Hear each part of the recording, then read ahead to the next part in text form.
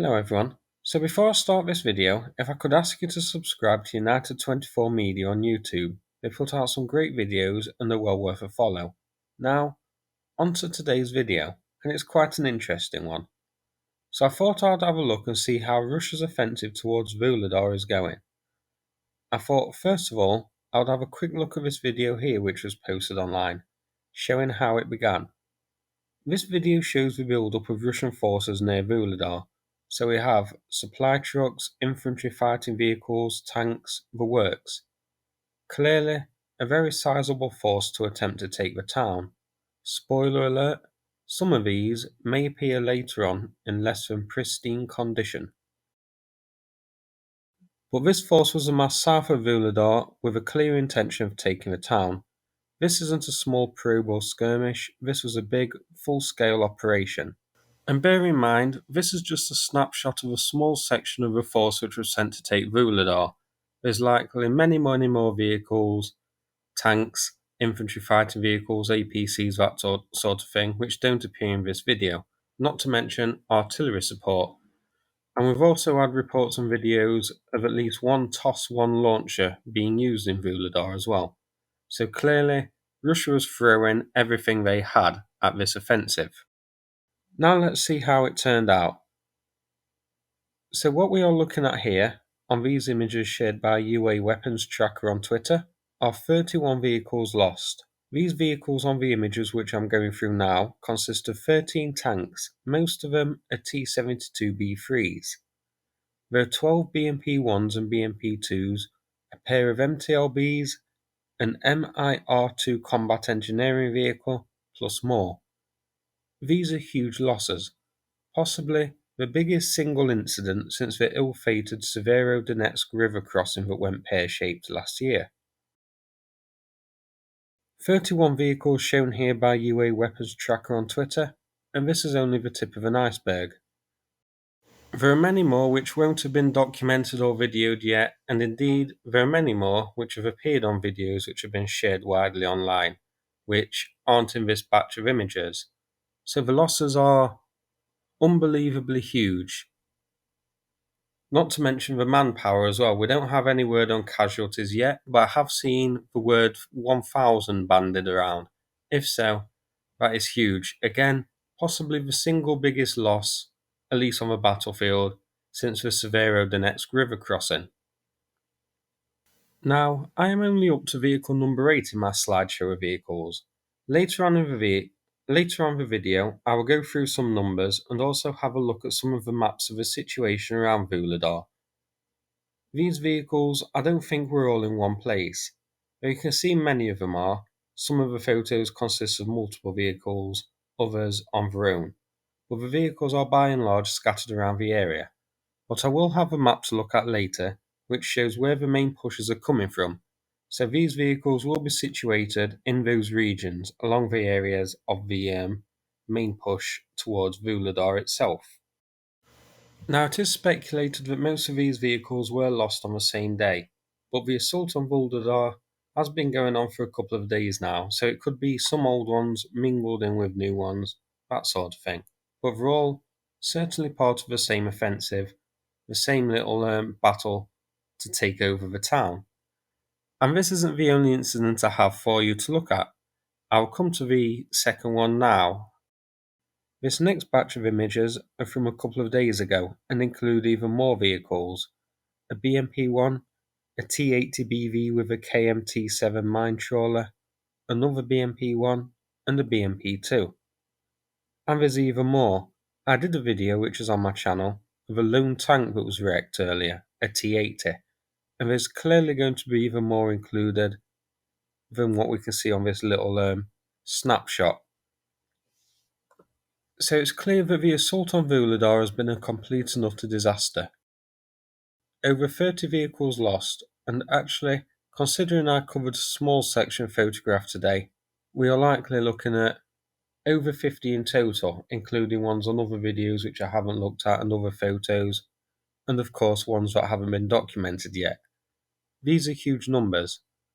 Now, referring back to the past video which I showed of them preparing, remember this guy at the front, Dracula? He had a bad day of it. Here he is, look.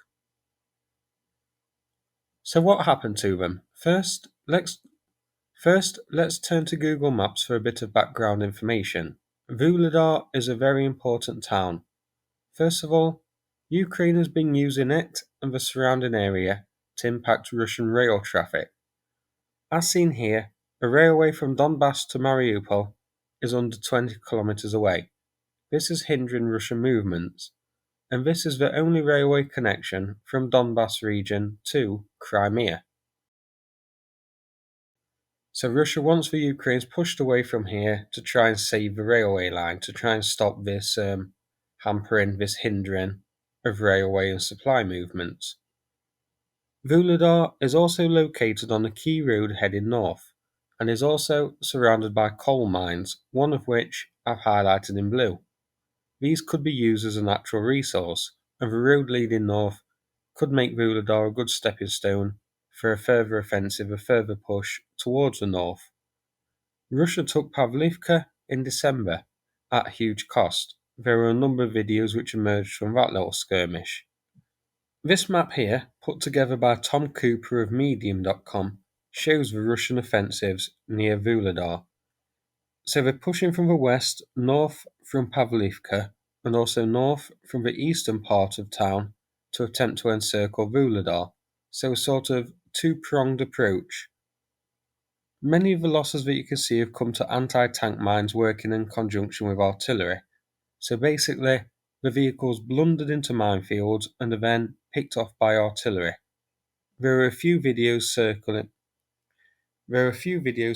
around on Twitter and Telegram showing this happening, and they're well worth seeking out if you can. And you can see on the photos that we've just looked at, many of the vehicles look abandoned. So they either hit mines and the troops bailed when they were disabled, or the operators saw their allies getting hit by mines and then picked off by artillery and just got out of dodge before the situation turned even worse. End result, massive losses and nothing to show for it. Vuhledar remains securely in Ukrainian hands, but I do expect another attempt will be made to take the town in the near future.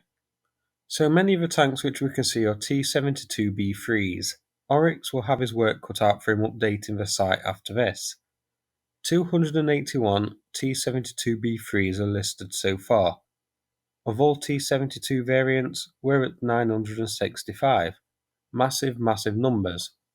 It's more than likely we're already at over 1,000, as not every loss will be videoed or photographed, so there'll be many more which haven't been documented yet. We also have a T-80BV crop up, the one pushing a minesweeper, which clearly didn't do a good job. 215 of these are on Oryx so far. Of all variants of a T-80, 389 have been lost. Also in this pile of wrecks, we have a number of BMP-1s and BMP-2s, and a pair of MTLBs. So we will start with the MTLB. 360 MTLBs are lost so far, and that's just the standard version. Including other variants, we reach 555. Again, the true number will likely be higher. BMP-1, we are at 283. BMP-2 is the proper whipping boy of the war, an embarrassing 722. There are also 102 which can't be identified as BMP-1 or BMP-2. But these are huge numbers. We also have an IMR-2 combat engineering vehicle identified in this lot. The IMR-2 is based on the T-72 chassis, and it features a crane. 24 of these are listed on Oryx as lost so far, and one IMR-3M combat engineering vehicle. Of those 24 IMR-2s lost, 10 of them were actually captured.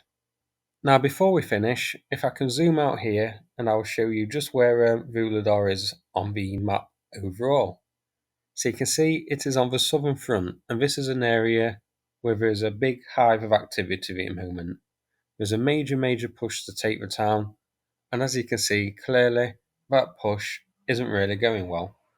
Other notable pushers include in the area of Kremina and also around Bakhmut at the moment. So that's it for this video. I thought it definitely worth a look. If you found the video interesting, please click like and subscribe. I'd appreciate it. Thanks again, and take care everyone.